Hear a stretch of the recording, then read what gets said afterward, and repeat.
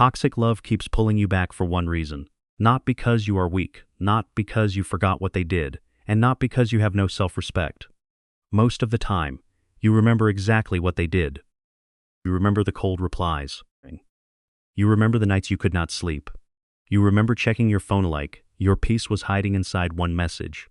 You remember promising yourself, "This is the last time."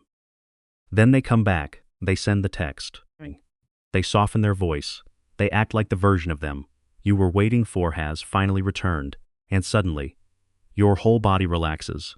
The anxiety drops, the tightness in your chest loosens. For one moment, you can breathe again. And that moment feels like love. But sometimes, it is not love. It is relief. That is the reason. Toxic love keeps pulling you back, because it trains your nervous system to crave relief after pain. The pain makes you desperate. The relief makes you hopeful, and the hope makes you forget how the pain started. That is the loop. Not destiny, not a soulmate connection that nobody understands. A pain relief loop, it hurts you. Then becomes the only thing that feels like comfort. It pulls away, then gives you just enough closenesto, make you forget how much the distance broke you. And if you do not see that clearly, you will keep mistaking relief for proof. Proof that they care, proof that it can work, proof that this time is different. But a good moment after pain is not always healing. Sometimes it is the reward that keeps the cycle alive. So let us slow the cycle down. First, there is the high. Toxic love usually does not begin with cruelty. If it did, most people would leave early.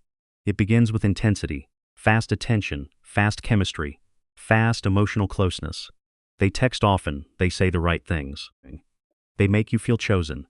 They make the connection feel rare. And when something feels rare, you start fearing its loss before you have even tested whether it is safe. That is the intensity hook. Some of the good moments may be real. Some of the affection may be real. Some of the chemistry may be real. But real moments do not automatically make a pattern healthy. That is where people get stuck. They say they, but when it is good, it is so good. And that sentence can keep someone trapped for years, because the question is not, can they be loving sometimes? The question is, what does this connection turn me into most of the time? Do you become more peaceful or more anxious?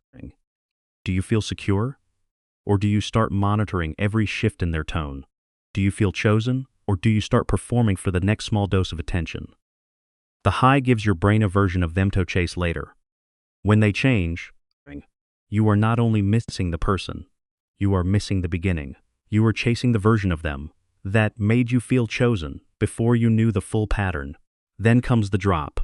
This is when the warmth changes. They do not always disappear. They just become harder to reach. The replies get shorter. The affection becomes inconsistent. The energy that once felt certain now feels like something you have to earn. And your mind starts working overtime. Did I say too much? Did I ask for too much? Should I act less interested? Should I wait longer before replying? Should I be easier? This is not weakness. This is your nervous system trying to solve uncertainty. Toxic love creates emotional noise, then makes you believe the only way to quiet the noise to get the person back. That is why the drop is dangerous. It turns their attention to medicine. When they pull away, you feel anxious. When they return, you feel normal again. And after enough cycles, chaos starts to feel normal. And normal starts to feel like love. But love is not supposed to feel like recovering from fantasy very few days. Love is not supposed to make one person's mood control your entire inner weather. When your peace depends on whether they are warm today, you are not just loving someone. You are regulating yourself through their attention. Then comes the chase. This is where people abandon themselves quietly. Chasing does not always look like begging. Sometimes it looks mature from the outside. You are patient, you are understanding, you give them space. You try not to be dramatic, but inside you are shrinking. You reread messages looking for hidden meaning. You rewrite one text in time so you do not sound needy. You apologize when you are not sure what you did wrong. You stay available for someone who has become emotionally unavailable. You call it love, but your body knows it is fear. You are not just reaching for the person.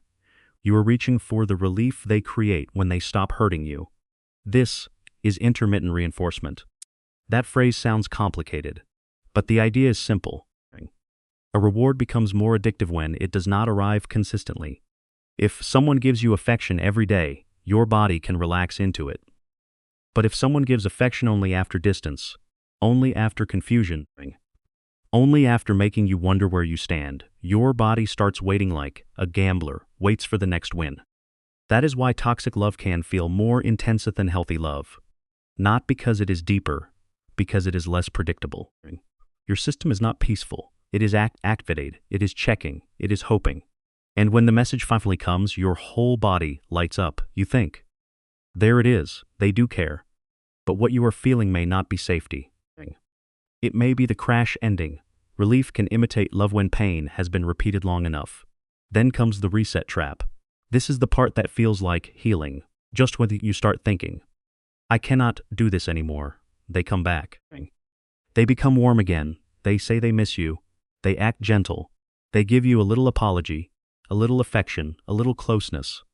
And because you were emotionally starving, a little feels like a lot. Suddenly, you doubt your own pain. Maybe I overreacted. Maybe they were just stressed. Maybe this time will be different. This is where your brain becomes a lawyer for the person who hurt you. It starts building a case against your own memory. It says, focus on the good. It says, they had a hard week.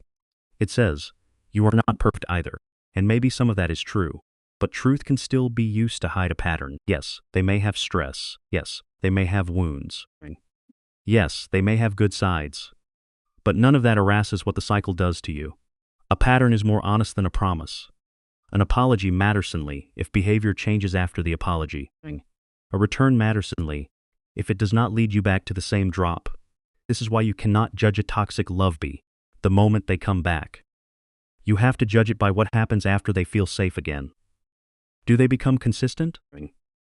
Do they take responsibility without making you comfort them? Do they stop the behavior that keeps breaking you? Or do they give you just enough affection to reset your hope? That is the trap. The relationship resets, but the loop remains untouched. And because you are relieved, you stop asking hard questions. You do not want to ruin the good mood. You do not want to lose the warmth again. So you bury the pain. But buried pain does not disappear. It waits for the next drop. Now comes the break, and this is the part most people misunderstand. Breaking toxic love does not mean you suddenly stop missing them.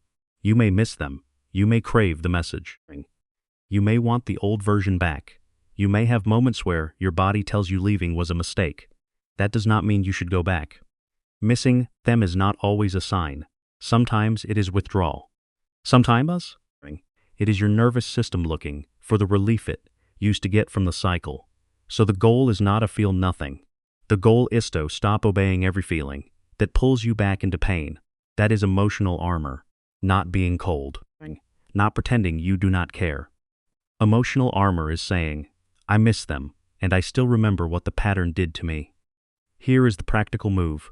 Before the craving hits, write the pattern down, not the fantasy, the pattern. Write 3 things. What happened? How did it make me feel? What actually changed afterward? That is it. Because when the craving comes, your memory will edit the story. It will show you the soft moments and hide the nights. You felt disposable. It will show you their smile and hide the way your body tightened when their tone changed. It will show you the beginning and hide the cycle. So do not trust your craving to tell the full story. Ride the pattern before you re-enter it. And do not make decisions during the relief moment. When they come back and your body finally relaxes, that is the most dangerous time to forget everything. Wait, breathe, look at the pattern, ask, is this change? Or is this just relief? That question can save you from another loop. Because toxic love loses power when you stop treating good moments as proof and start treating the pattern as data. The way out is not to hate them. Hate can still keep you attached. The way out is to become loyal to what the pattern revealed. You can care about someone, still admit they are not safe for your peace. You can miss once on foot and still refuse to re-enter the same cycle. You can love the good parts and still leave. Because the whole pattern is breaking you. Love is not just how they act when they are afraid of losing you. Love is how they treat you when they think they already have you. If someone only becomes tender when you pull away, that is not security. That is control reacting to distance. If someone only respects your pain when you are about to leave, that is not consistency. That is damage control. And if someone keeps hurting you, then becomes the only person who can calm you down, that is not a safe bond. That is the loop. Toxic love keeps pulling you back for one reason. It teaches your body to confuse relief with love. But peace will feel strange when chaos has been familiar. A steady person may feel boring when your nervous system is used to earning affection. Quiet may feel empty when pain used to make everything loud. Give yourself time. You are not trying to become heartless. You are trying to stop calling pain proof of connection. You are trying to stop chasing the person who gives you relief from the damage they helped create. So the next time toxic love pulls you back, do not only ask, do I miss them? Ask, what cycle am I about to re-enter? Ask, am I choosing or am I choosing relief? Ask, has the pattern changed? Or has my pain just gone quiet for a moment? That is how the spell breaks. Not through one dramatic decision, but through one clear moment where you stop letting relief wreck reality. Comment one word. Which part of the cycle are you breaking? The high, the drop, the chase, the reset, or access? Just one word. And remember, the love that is meant for you will not need to destroy your piecito, prove it matters.